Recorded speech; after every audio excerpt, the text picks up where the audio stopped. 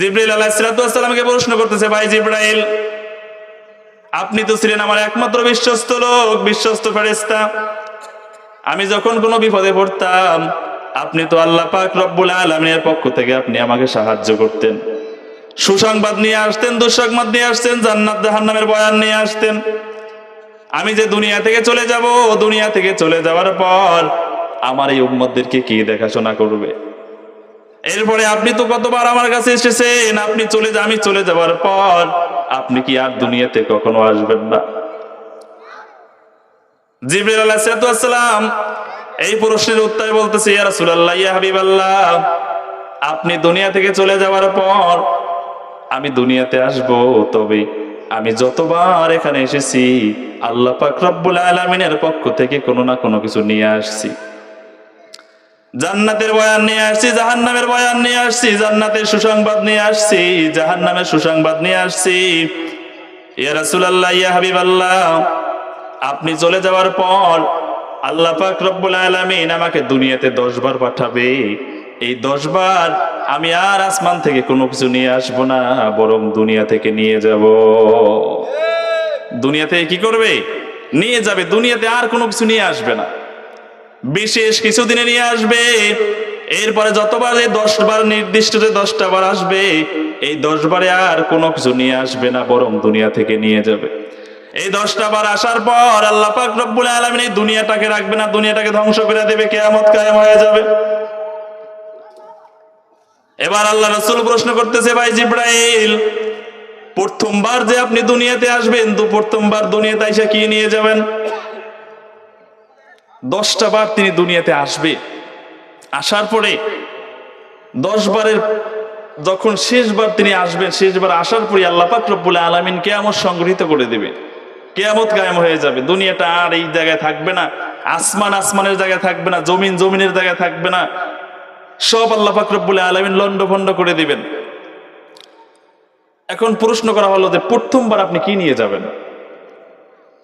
এবার জিবরাইল আলাইহিস সালাম বলতেছেন, ইয়া রাসূলুল্লাহ, ইয়া হাবিবাল্লাহ, আপনি চলে যাওয়ার পর প্রথমবার যে আমি আসব, প্রথমবার আমি দুনিয়া থেকে রহমত এবং বরকত নিয়ে যাব।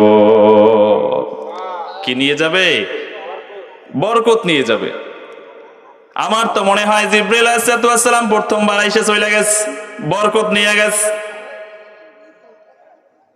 যেমন মনে করেন আগেকার দিনে পায়রা নদীর একটা ইলিশ, আপনাদের এই নদীর ইলিশ যদি রান্না করা হতো, একবারই রান্না করলে 10 বারই ঘ্রাণ ছড়াইয়া যাইতো কি যাইতো না?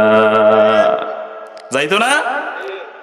এখন যদি ইলিশ মাছ রান্না করা হয়, পাকের ঘরে বসে ইলিশ মাছ রান্না করলে ঘরে বসে ঘ্রাণ পাওয়া যায় না।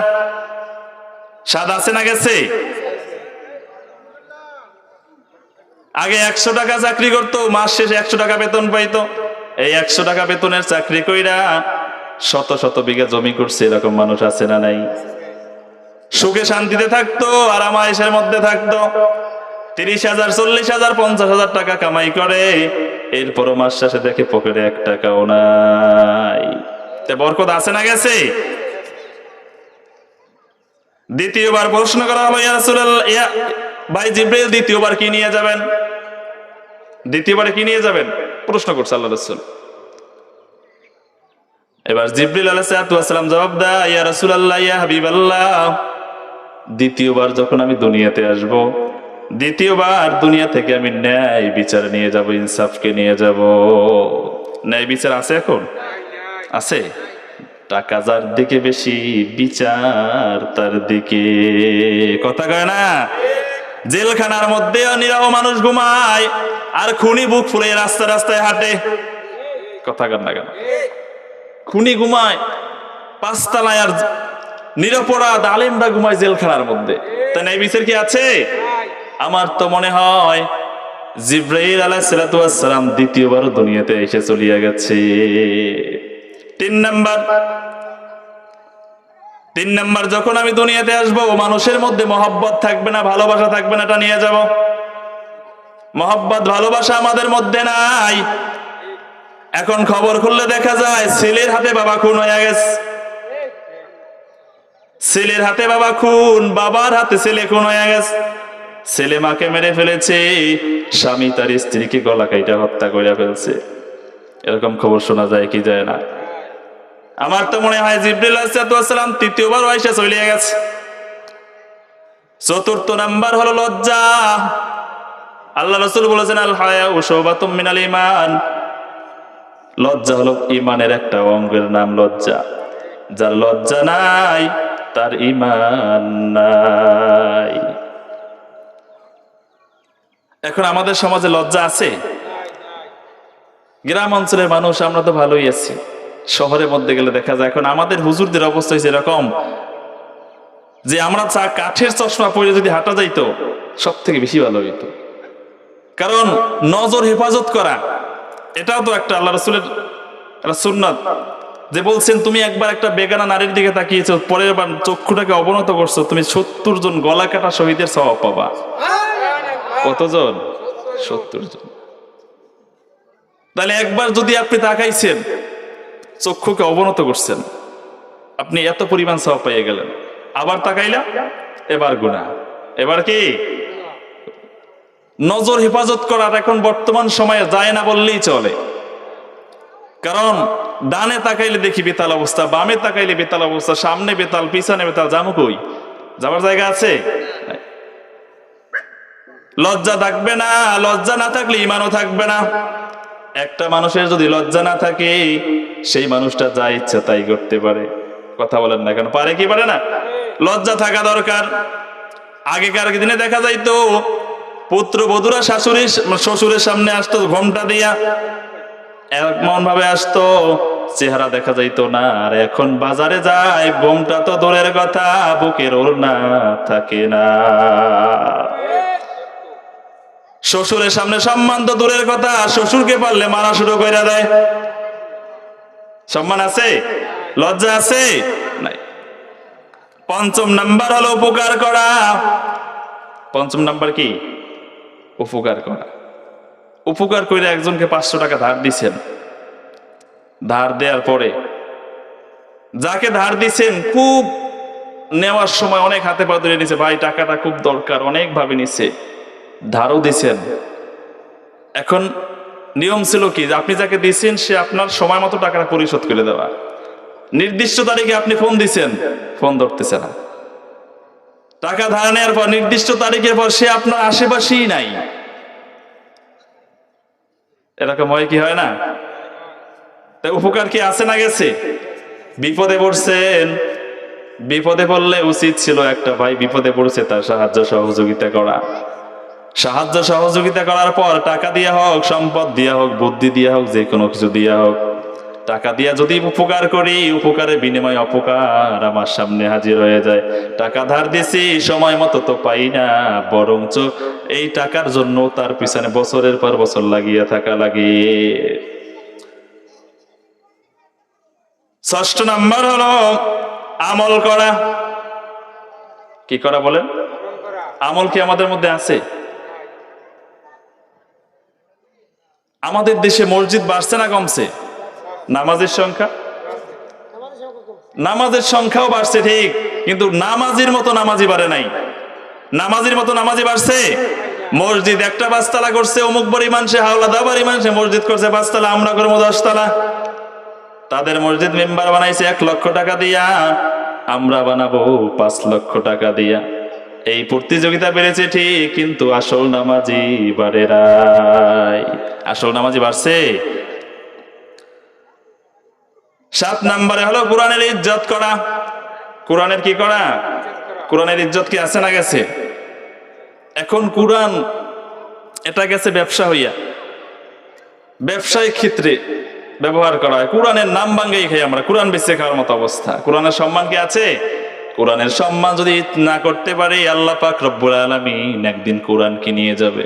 কোরআন যেদিন আমাদের মধ্য থেকে বিদায় নিয়ে যাবে, সেদিন আর আল্লাহ পাক রব্বুল আলামিন সূর্যটাকে পূর্ব দিক থেকে উঠাবে না, সেদিন সূর্যটাকে পশ্চিম দিক থেকে উঠাবে।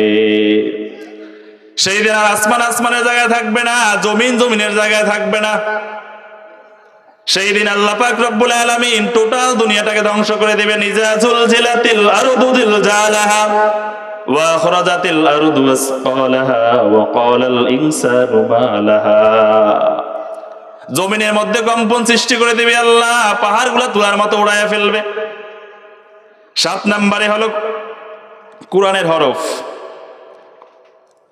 কোরআনকে আল্লাহ উঠাই নেবে। জিবরিল আলাইহিস সালাম যে 10 বার যে দুনিয়াতে আসবে, তার 7 নম্বরে হলো আল্লাহ পাক রব্বুল আলামিন দুনিয়ার থেকে কোরআনকে উঠাই নেবে। হাফেজ সাহেবরা কোরআন ভুলে যাবে। সকালবেলা মানুষ ঘুম থেকে উঠে নামাজের জন্য যাবে। তখনকার সময় মানুষ নামাজ পড়বে কিন্তু ঈমান থাকবে না। নামাজ পড়বে, রোজা রাখবে ঠিক, কিন্তু মানুষের মধ্যে ঈমান নামক বস্তুটা থাকবে না, ঈমান থাকবে না, বিশ্বাস থাকবে না। তারা তখন চিন্তা করবে আমার রিজিকের মালিক আল্লাহ না, রিজিকের মালিক চাকরি। রিজিকের মালিক আল্লাহ না, রিজিকের মালিক হলো ব্যবসা। রিজিকের মালিক আল্লাহ না, রিজিকের মালিক হলো টাকা। টাকা যদি না থাকতো সবাই না খাইয়া মারা যাইতাম। এরকম নেই? টাকা দেওয়ার মালিক কে? আল্লাহ পাক রব্বুল আলামিন যদি ইচ্ছে করে গাছতলা থেকে 5 তলায় উঠাইতে পারে কি পারে না? আবার যদি ইচ্ছা করে 5 তলা থেকে গাছতলায় নামাইতে মুহূর্ত সময় লাগবে না। মানুষের মধ্যে ঈমান থাকবে না। মানুষ চিন্তা করবে রিজিকের মালিক আল্লাহ না, রিজিকের মালিক হলো আমার চাকরি। আমার চাকরি আমাকে বাঁচাইয়া রাখছে। সময় মতো যদি চাকরিটা না হইতো, চাকরি না হইলে গোষ্ঠী সহ সবাই না খাইয়ে মারা যাইতাম। মানুষগুলো নামাজে যাবে, কোরআন তেলাওয়াতের জন্য যাবে। কোরআন শরীফ খুলে দেখবে, কোরআন শরীফের মধ্যে কোনো অক্ষর নাই, সম্পূর্ণ সাদা হয়ে গেছে। বলেন তো কোরআন শরীফের অক্ষর কালো না সাদা? কোরআনের অক্ষর হলো কালো, কিন্তু দেখবে সম্পূর্ণ পৃষ্ঠাগুলো সাদা হয়ে গেছে, একটা অক্ষরও নাই। পাশের ঘরে ডাক দিবে, দেখ আমাদের কোরআন শরীফের তো এই অবস্থা, তোদেরটার কি অবস্থা? পাশের ঘরে মানুষ কোরআন খুলিয়া দেখবে, তাদেরটাও সাদা হয়ে গেছে। পাশের ঘরে আবার দেখবে তাদেরটাও সাদা হয়ে গেছে। এরপরে অন্য ঘরে দেখবে। এরকম করতে করতে 1 গ্রাম থেকে আরেক গ্রাম, 1 গ্রাম থেকে আরেক গ্রাম, এক দেশ থেকে অপর এক দেশ, দেখবে সারা দুনিয়ায় কোথাও কোরআন শরীফ নাই।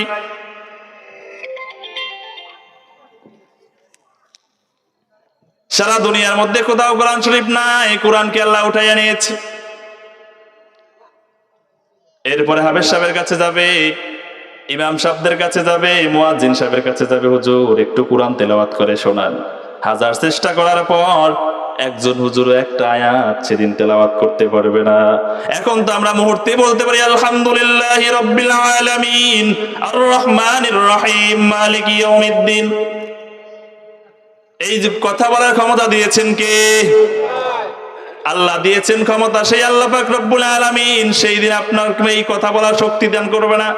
এত সুন্দর করে কোরআন তেলাওয়াত করে কারি সাহেবরা, এত সুন্দর করে কোরআন তেলাওয়াত করে, সেই দিন এত চেষ্টা করার পরও একটা হরফ মুখ থেকে উচ্চারণ করতে পারবে না। আল্লাহ কোরআনকে উঠিয়ে নেবেন। কোরআনকে উঠায় নেওয়ার পর আল্লাহ পাক রব্বুল আলামিন দুনিয়ার মধ্যে ভূমিকম্পন সৃষ্টি করে দেবে। সূর্যটা আর পূর্ব দিক থেকে উঠবে না, সূর্যটা পশ্চিম দিক থেকে উদিত হবে। সূর্যটা পশ্চিম দিক থেকে উদিত হয়ে পূর্ব দিকে অস্ত যাবে। মানুষগুলা হয়রান পেরেশান হয়ে যাবে।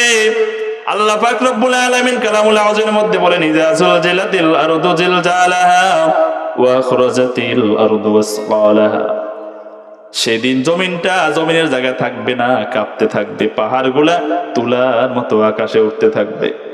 আল্লাহ কিয়ামত কায়েম করে দিবেন। মানুষগুলা ভয়ের মধ্যে হয়রান পেরেশান হয়ে যাবে। কি হলো দুনিয়াটার, কি হলো দুনিয়াটা এরকম করতেছে কেন? সেই দিন ভয় থাকবে না তাদের যাদের মধ্যে ঈমান ছিল পরিপূর্ণ পাক্কা ঈমান, যারা ঈমান নিয়ে মরতে পারবে। আল্লাহ পাক রব্বুল আলামিন বলেন, যারা আমি আল্লাহর হুকুম, আমি নবীর দেখানো পথে, নবীর দেখানো পথে যারা চলতে পারবে, আল্লাহ পাক রব্বুল আলামিন তাদের জন্য এমন জান্নাত রাখছে, সব থেকে ছোট যে জান্নাত সেটা হলো 10টা দুনিয়া সম পরিমাণ একটা জান্নাত। এই যে দুনিয়াটা দেখতেছি, এই দুনিয়াটা সম পরিমাণ 10টা দুনিয়া একত্রিত করলে যত বড় হবে তত বড় হবে একটা জান্নাত। এই জান্নাতে যাওয়ার জন্য রাজি আছি সবাই? সবাই রাজি আছি? আল্লাহ রাব্বুল আলামিন আপনি আমাদের সবাইকে কবুল করে নেন। আয় আল্লাহ, যেই কাজ করলে জান্নাতে যাওয়া সম্ভব আপনি আমাদের সবাইকে সেই কাজ করার তৌফিক দিয়ে দেন। আয় আল্লাহ রাব্বুল আলামিন সবাইকে 5 ওয়াক্ত নামাজি বানায়া দেন। আয় আল্লাহ, আপনার দিন প্রতিষ্ঠার জন্য যা কিছু করা দরকার আপনি আমাদের দ্বারা সব কিছু করার তৌফিক দিয়ে দেন। আল্লাহুম্মা আমিন। আসসালামু আলাইকুম ওয়া রাহমাতুল্লাহি তাআলা ওয়া বারাকাতুহু।